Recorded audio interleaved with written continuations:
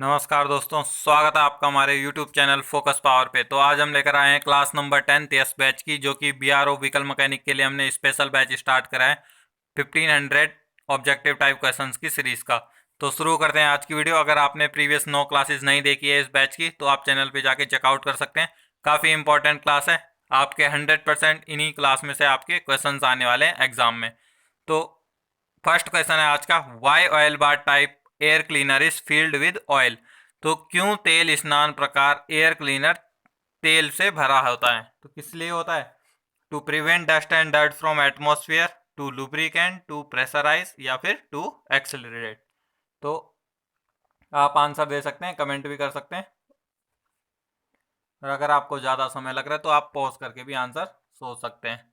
तो इसका right answer होगा ऑप्शन नंबर ए, वायुमंडल से मिट्टी और धूल को रोकने के लिए। तो क्या? To prevent dust and dirt from atmosphere.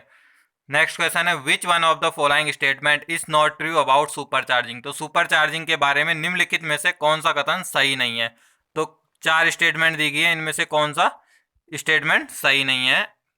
तो it decrease pressure of air below atmospheric pressure, या हवा के प्रेशर को वायुमंडलीय प्रेशर से नीचे घटाता है। नेक्स्ट है, या हवा के प्रेशर को वायुमंडलीय प्रेशर से ऊपर बढ़ाता है, या फिर या एयर इनटेक की मात्रा को बढ़ाता है, या अधिक पावर को विकसित करने में सहायक होता है। तो सुपर चार्जिंग का काम क्या होता है? तो 4 ऑप्शन में से कौन सा गलत ऑप्शन है वो आपको पता लगाना है।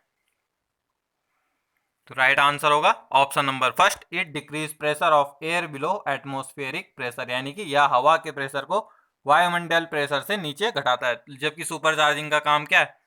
एटमोस्फेरिक प्रेशर से भी ज़्यादा उससे हवा को इंजन के सिलेंडर में पहुंचाने का काम होता है। तो इसका बाकी 3 ऑप्शन ये सही है और फर्स्ट वाला ऑप्शन गलत है। तो इस क्वेश्चन का राइट आंसर भी फर्स्ट वाला ही होने वाला है, ऑप्शन नंबर ए। नेक्स्ट है, the exhaust manifold in small diesel engine is made of. तो छोटे डीजल इंजन में एग्जॉस्ट मैनिफोल्ड किसकी बनी होती है? तो किस धातु की बनी होती है? तो कास्ट आयरन की बनी रहती है, ब्रास की बनी रहती है, एल्युमिनियम की बनी रहती है, या फिर कॉपर की बनी रहती है? तो किसकी बनी रहती है? कास्ट आयरन की। ऑप्शन नंबर ए इसका राइट आंसर होगा। नेक्स्ट है, अ 3-वे कैटेलिटिक कन्वर्टर। तो एक 3 मार्ग कैटेलिटिक कन्वर्टर क्या करता है? तो क्या करता है? Remove COHC and NO2 from the exhaust gases passing through it, यानी कि COHC और NO2 को उसके माध्यम से गुजरने वाली एग्जॉस्ट गैस से हटाता है। और रिसर्कुलेटिंग एग्जॉस्ट गैस को रिसर्कुलेट करने का काम करता है। नेक्स्ट है, बर्न फ्यूल वेपर गैसेस, ईंधन वाष्प गैस को जलाता है। या फिर N2H2O और CO2 के इमिशन लेवल को इंक्रीज करता है। तो क्या काम होता है अ 3-वे कैटेलिटिक कन्वर्टर का?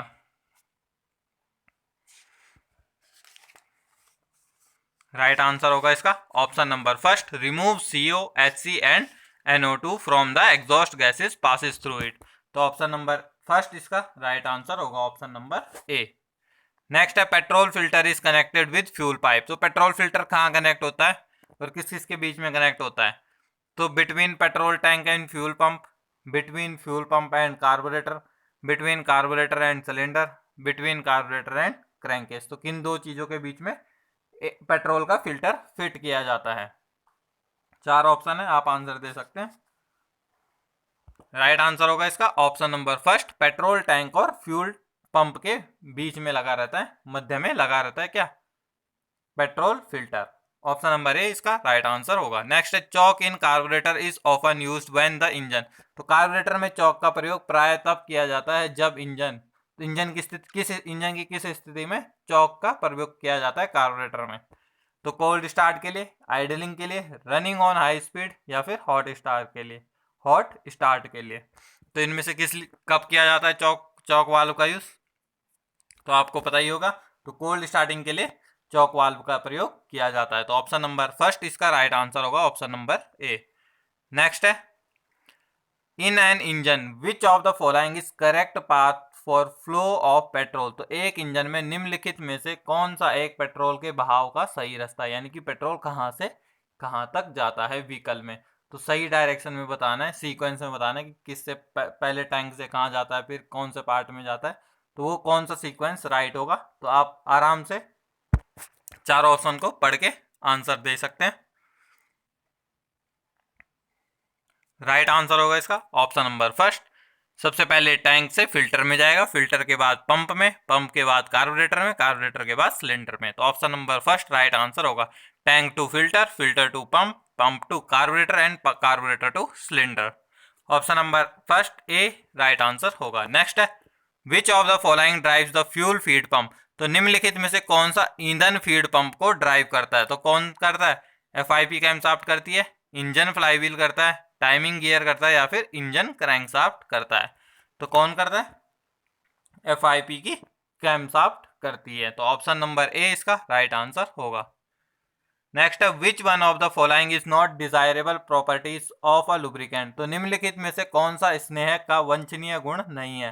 तो कौन सा नहीं है? Should have low boiling point, viscosity should not change with change in temperature. Next है शुड बी कोरिजन रेसिस्टेंट या फिर शुड नॉट डेवलप फोम। तो इनमें से कौन सा डिजायरेबल प्रॉपर्टी नहीं है किसकी? लुब्रिकेंट की। तो राइट आंसर होगा इसका क्वथनांक कम होना। तो क्या?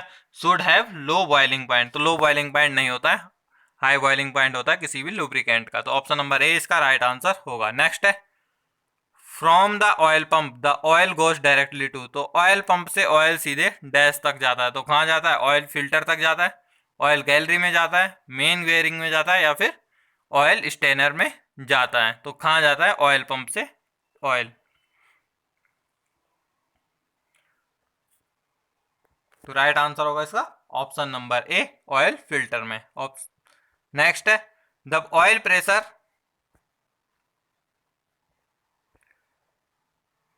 The oil pressure in the lubrication system has exceeds the set limit through which one of the following component return the oil to the sump। तो लुब्रिकेशन प्रणाली में तेल का दबाव सेट की हुई सीमा से बढ़ गया है। तो निम्नलिखित में से कौन सा कंपोनेंट तेल को संप में वापस भेजता है? तो कौन सा भेजेगा?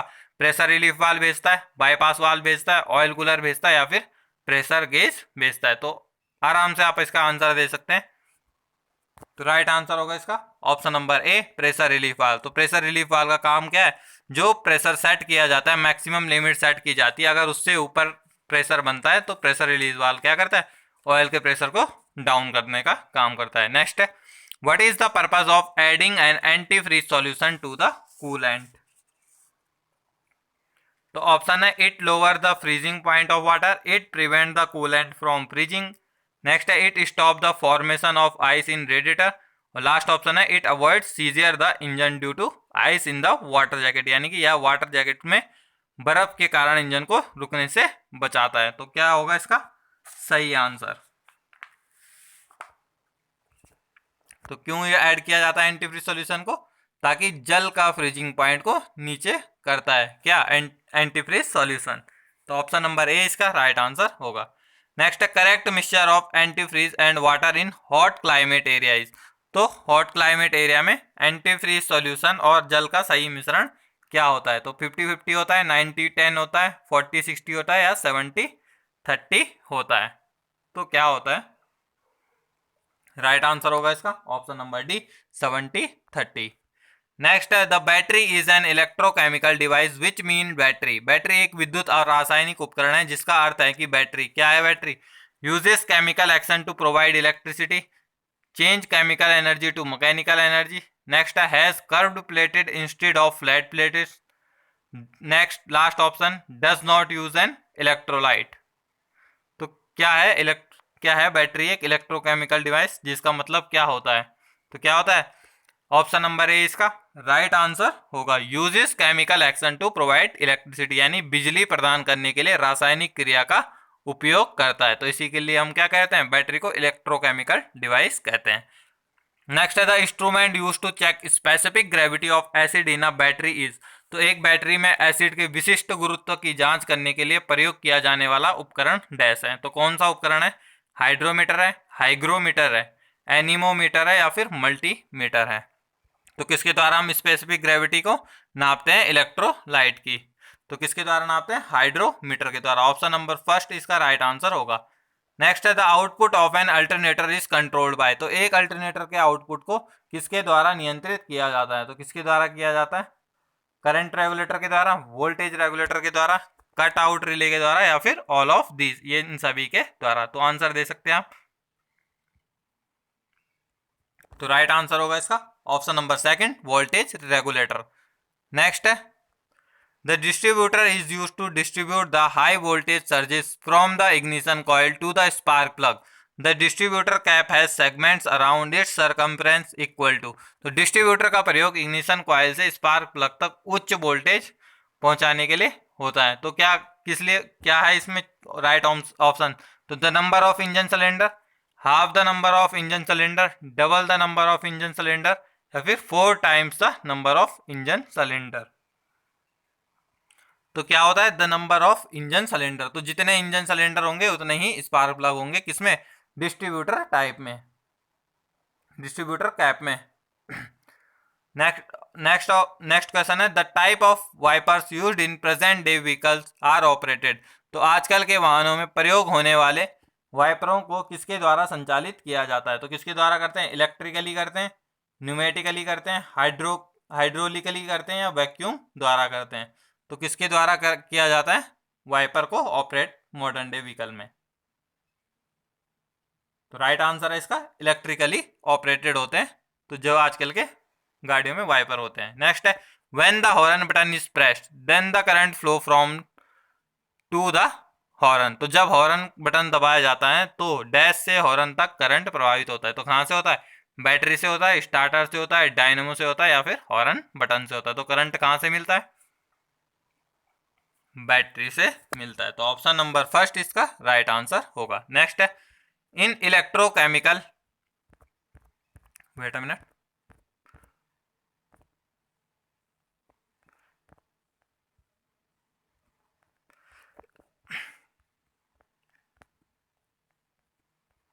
तो नेक्स्ट क्वेश्चन था,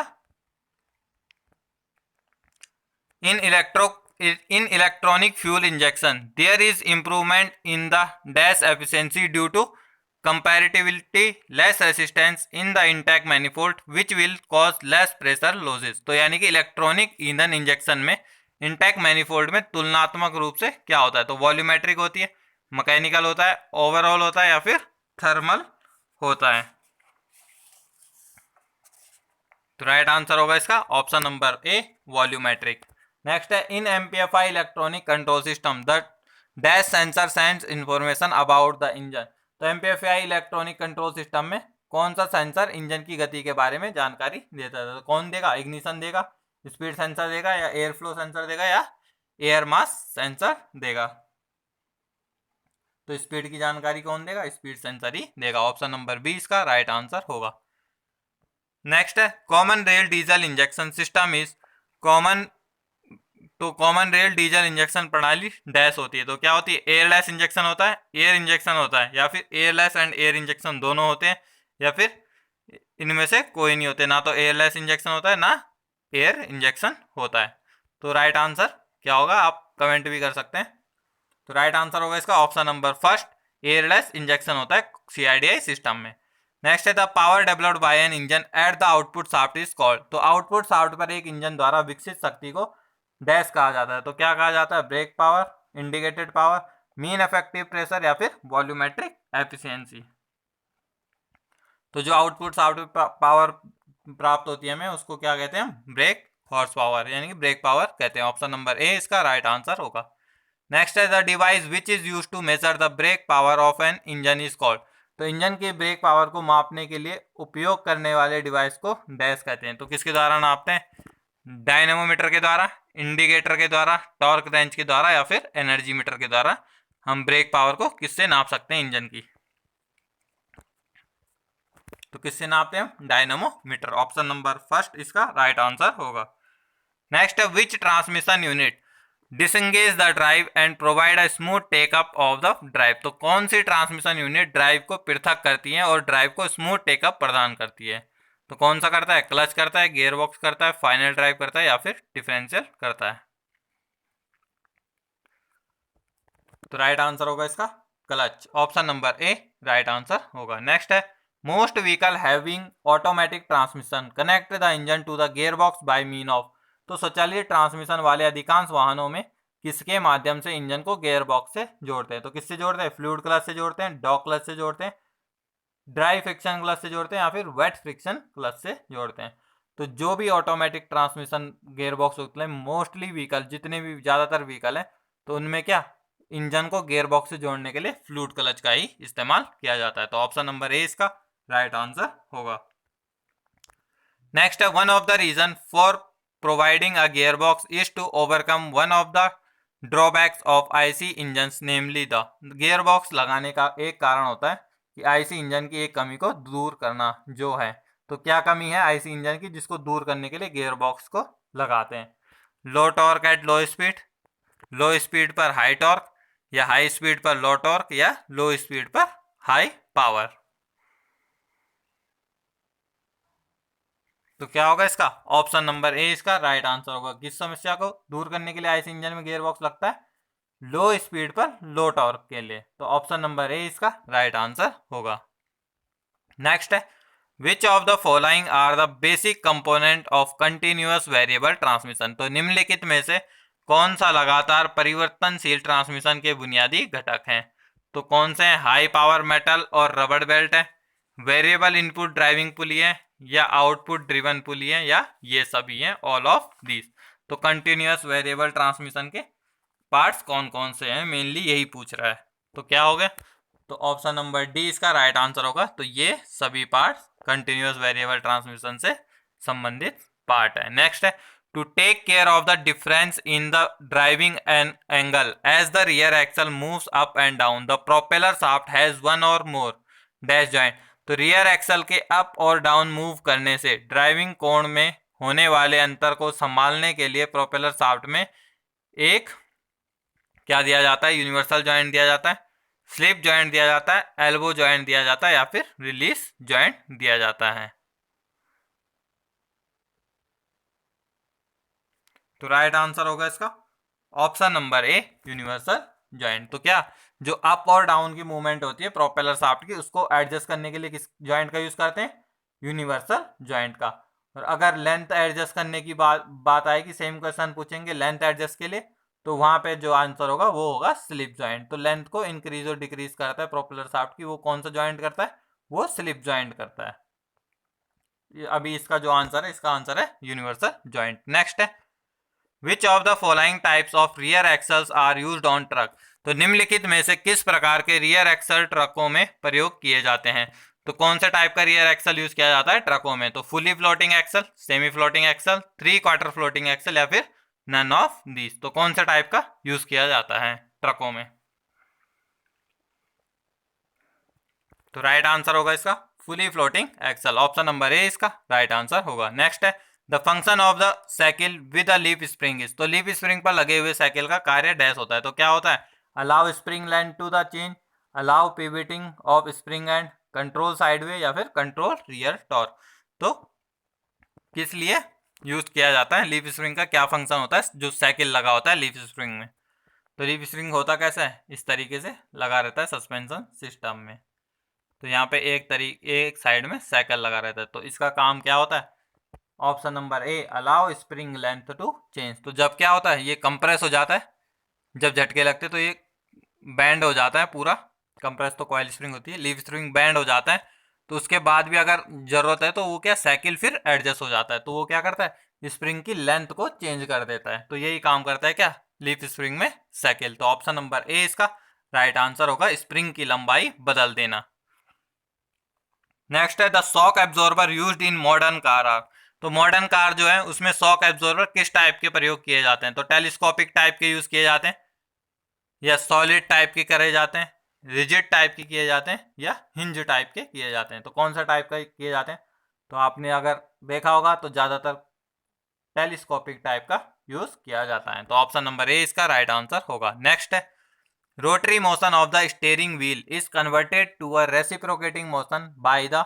तो स्टीयरिंग व्हील की जो रोटरी मोशन होती है, यानी कि जैसा ये स्टीयरिंग व्हील है, तो स्टीयरिंग व्हील को हम कैसे घुमाते हैं? ऐसे गोल में घुमाते हैं। तो ये इसकी रोटरी मोशन को किसमें? रेसिप्रोकेटिंग मोशन में कन्वर्ट करने का काम कौन करता है? तो स्टीयरिंग गियर बॉक्स करता है, ट्रैक रोड करती है, ट्रैक आर्म करती है, या स्टब एक्सल करता है। तो कौन करेगा?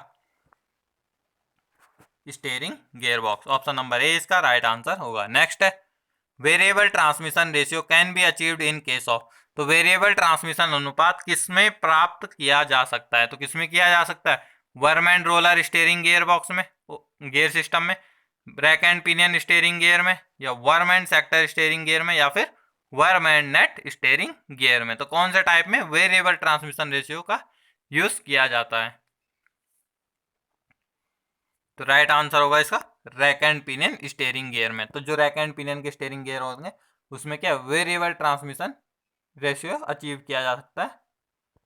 ऑप्शन नंबर 20 का राइट आंसर होगा। नेक्स्ट है, what is the main advantage of anti lock braking system. तो एंटी लॉक ब्रेकिंग सिस्टम का मुख्य लाभ क्या है? तो एबीएस का क्या लाभ है, यही पूछ रहा है। It allow you to steer while braking, यानी कि यह ब्रेक के दौरान आपको स्टीयर करने देता है। नेक्स्ट है, यह आपको आसानी से रोकने देता है।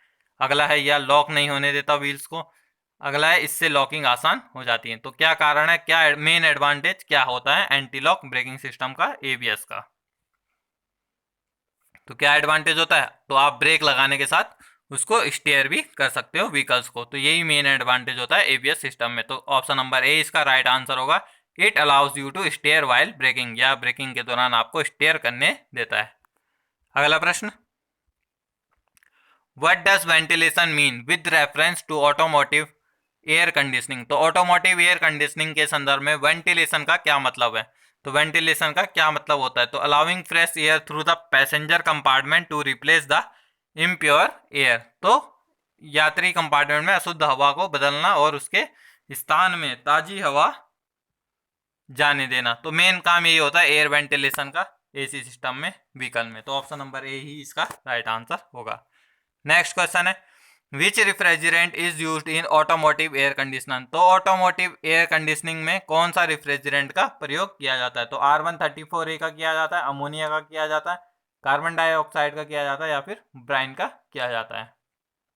तो 4 ऑप्शन आपके पास है, आंसर कर सकते हैं आप।